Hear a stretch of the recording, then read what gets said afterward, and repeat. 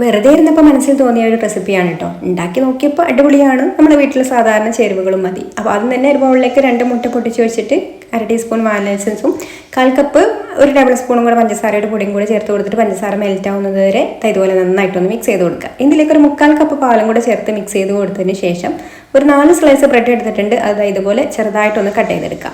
ഇങ്ങനെ ക്യൂബ്സ് ആയിട്ടൊന്ന് കട്ട് ചെയ്തെടുത്തിട്ടുണ്ട് കേട്ടോ. എന്നിട്ട് ഈ ഒരു പാലിൻ്റെ മിക്സിലേക്ക് ചേർത്ത് കൊടുത്തിട്ട് ഇളക്കി കൊടുക്കുക. ഇനി ഒരു പാനിൽ ഏതെങ്കിലും ബേക്ക് ചെയ്യാൻ പറ്റുന്ന ഒരു പാത്രം എടുത്താൽ മതി. അലുമിനിയം ആയാലും കുഴപ്പമില്ല. അതിൽ ബട്ടർ ഒന്ന് ഗ്രീസ് ചെയ്ത് കൊടുത്തതിന് ശേഷം നമ്മൾ ഈ ഒരു റെഡിയാക്കി വെച്ചിട്ടുള്ളത് അതിലേക്ക് ഒഴിച്ച് കൊടുത്തിട്ട് 10 മിനിറ്റ് പ്രീ ഹീറ്റ് ചെയ്ത് ഓവനിൽ ബേക്ക് ചെയ്തെടുക്കാം. ടൈമൊക്കെ ഓരോ ഓവന് അനുസരിച്ചിട്ടും ടെമ്പറേച്ചറിലും ടൈമിലൊക്കെ അങ്ങോട്ടും ഇങ്ങോട്ടൊക്കെ മാറ്റം വരും കേട്ടോ. ഞാനിപ്പോൾ 30 മിനിറ്റാണ് ബേക്ക് ചെയ്തെടുത്തിട്ടുള്ളത്.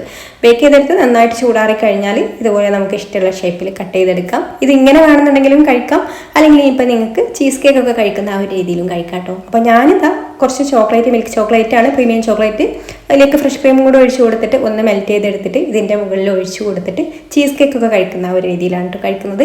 എന്തായാലും ടേസ്റ്റ് അടിപൊളിയാണ്. ഇഷ്ടമായിട്ടുണ്ടെങ്കിൽ ലൈക്ക് ചെയ്യാനും പേജ് ഒന്ന് ഫോളോ ചെയ്യാൻ വേണ്ടി മറക്കല്ലേ.